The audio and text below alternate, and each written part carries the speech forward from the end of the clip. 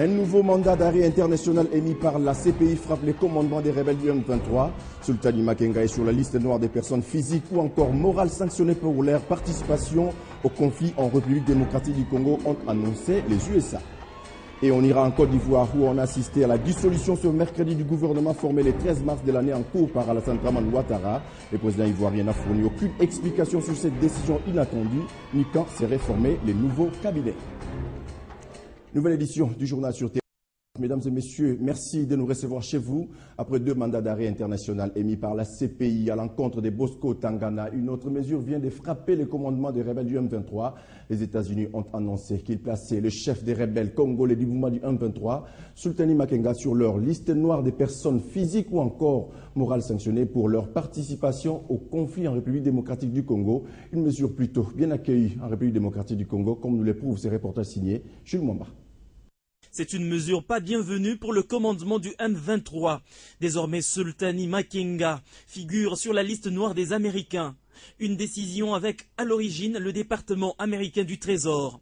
Le ministère américain des Finances estime que Makenga est à l'origine d'horreurs à grande échelle commises contre la population de la République démocratique du Congo, notamment du recrutement des enfants soldats et des campagnes de violence contre les civils. Le Trésor américain affirme également que le M23 a reçu des cargaisons d'armes en violation de l'embargo international qui vise la RDC. En conséquence, les éventuels avoirs que le chef du mouvement pourrait détenir aux États-Unis sont gelés et tout ressortissant américain qui engagerait des relations commerciales avec Sultani Makenga s'exposerait à des poursuites judiciaires. Les Nations Unies ont également engagé des sanctions contre le chef du M23. Une interdiction de voyager et le gel ont été émis par l'ONU. Sur son compte Twitter ce mardi soir, l'ambassadrice américaine à l'ONU, Susan Rice, se félicitait de ces 2 décisions. Ces sanctions contre Sultani Makenga montrent que le monde ne restera pas inactif devant les atrocités commises sous ses ordres par le M23.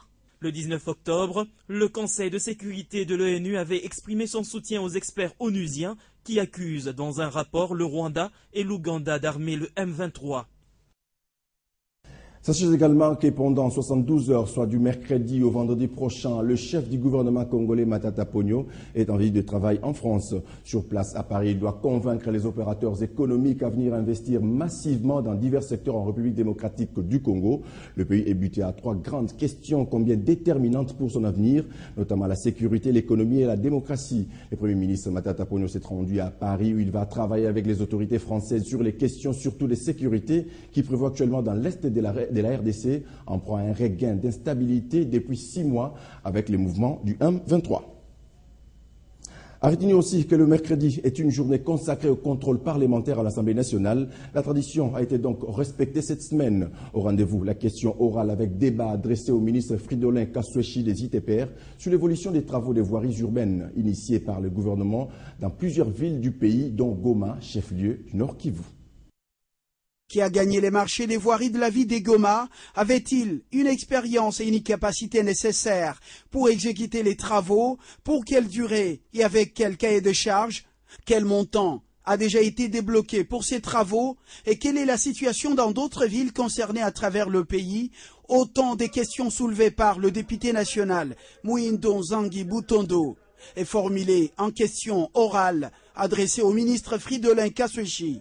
Et la réponse du ministre Kaswechi a été articulée autour du contexte des projets des voiries des provinces, du processus d'acquisition du marché, des conditions d'exécution, des organes, des gestions, du niveau d'exécution, des difficultés rencontrées, ainsi que des actions en cours et des perspectives d'avenir. Selon le ministre des ITPR, la mise en œuvre de ce programme devrait se faire en 2 phases pour un montant d'environ 258 millions de dollars américains, correspondant à 157 km des voiries.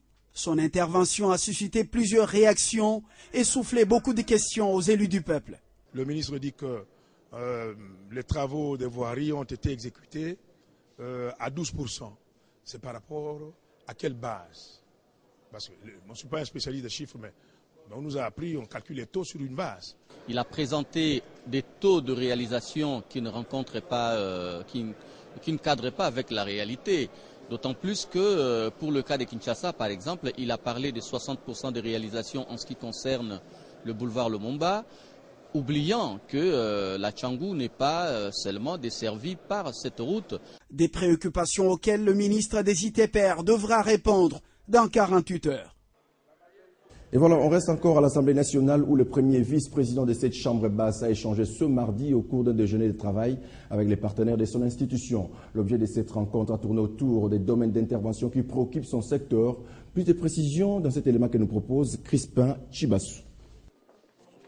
Après avoir séjourné à Goma avec le président de la Chambre des représentants belges, André Flao, le premier vice-président de l'Assemblée nationale, Charles Mondo Simba, a mobilisé les partenaires traditionnels de la Chambre basse du Parlement congolais pour échanger sur des projets à matérialiser dans le cadre des renforcements des capacités et autres aspects liés au bon fonctionnement de cette institution. C'est là, en présence du président de l'Assemblée nationale, Obemina Kunjalanjoko, et d'autres députés nationaux. Et nous échangeons les projets, c'est-à-dire nous proposons les projets dans lesquels nous souhaitons qu'ils pouvaient nous être utiles, nous assister, et eux aussi donnent leur disponibilité en nous proposant les domaines dans lesquels ils pourraient intervenir. Essentiellement, ce sont des internationaux, pour la plupart. Disons, les nationaux, c'est au moment où nous avons besoin de l'expertise. Les échanges débutés ce mardi au cercle de Kinshasa dans la commune de la Gombe devront être multipliés pour la matérialisation des projets.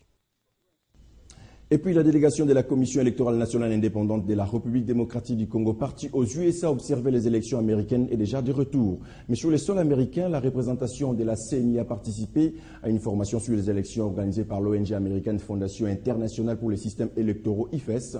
Il s'agissait pour les invités de se faire une idée sur comment se passent les élections aux USA. Suivez.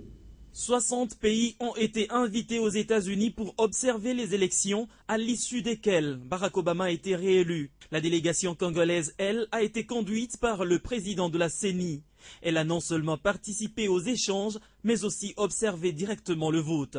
Il y a de très grandes différences. C'est grâce à la formation qu'on a compris comment ça fonctionne, que c'est un système composé de beaucoup de systèmes différents.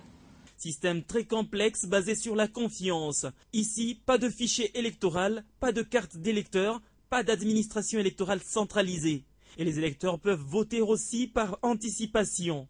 Bref, un système différent du système congolais. Nous avons un système électoral pour lequel nous sommes fiers. La carte électorale que nous avons avec empreinte digitale, avec photo, beaucoup de pays n'ont pas ça. Notre investissement sur le système VESAP, il est unique. Point n'est besoin aussi de comparer les États-Unis à la RDC, ni leurs systèmes électoraux respectifs.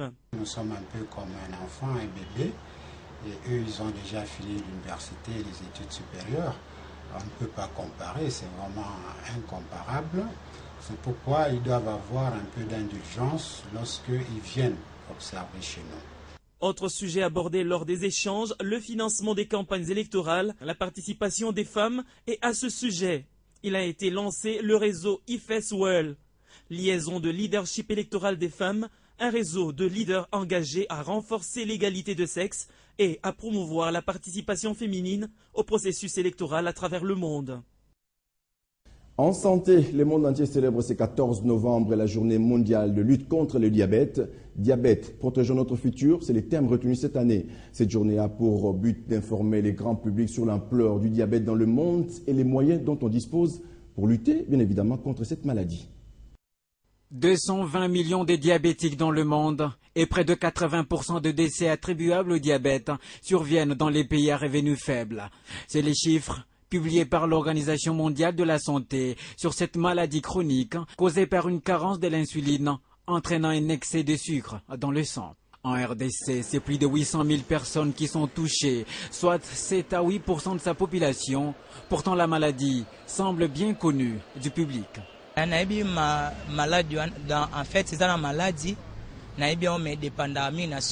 c'est une maladie due à une déficience. Des chiffres très angoissants du moment où la plupart des victimes sont atteintes par manque d'informations fiables et parfois la négligence de certains patients. Pourtant, le geste à poser pour la prévenir est très simple. Nous demandons à tous les Congolais qu'ils n'attendent pas seulement quand ils tombent malades pour aller vous consulter les médecins. Toi-même, tu peux aller, même si tu es en bonne santé, contrôler un peu ma santé. Une maladie qualifiée d'incurable, mais en RDC, il en existerait déjà un remède, produit localement, expérimenté sur certaines espèces et défendu même au-delà des frontières nationales. Et c'est lui l'inventeur. D'autres personnes avaient tout d'abord des doutes. Lorsque j'avais présenté ça à la faculté de la pharmacie, que voilà les produits qui régénèrent les cellules de pancréas, il y avait même certains professeurs qui avaient des doutes, ils ont dit non, ce n'est pas possible. Est-ce que c'est vrai? Je les ai dit oui, c'est une vérité. Alors, mais lorsqu'ils ont vu la réalité de certains malades qu'eux-mêmes ont amenés, qui sont déjà guéris, ils ont eu confiance. Une invention qui s'avère salutaire pour les malades de diabète, mais encore faudra-t-il que ces derniers puissent se faire dépister dans le temps avant que la maladie n'atteigne son paroxysme et surtout y accorder du crédit du moment où le produit est purement local. Autre actualité dans cette édition, Moustapha Soumaré, le nouveau représentant pays du PNUD en République démocratique du Congo, a échangé ce mercredi avec le ministre du Plan et Suivi sur la mise en œuvre de la révolution de la modernité. L'entretien a été essentiellement axé sur la coopération entre les Nations Unies et la RDC, la problématique des New Deal et la stabilisation du niveau du STAREC. Après avoir accédé à ses nouvelles fonctions de représentant de programme des Nations Unies pour le développement, Moustapha Soumaré a voulu rencontrer le partenaire clé des Nations Unies, qui est le ministère du Plan, chargé de la planification et de la coordination des actions gouvernementales. Je viens de prendre fonction, pas simplement comme nouveau représentant du PNUD, je suis aussi le secrétaire général adjoint, le représentant spécial du secrétaire adjoint.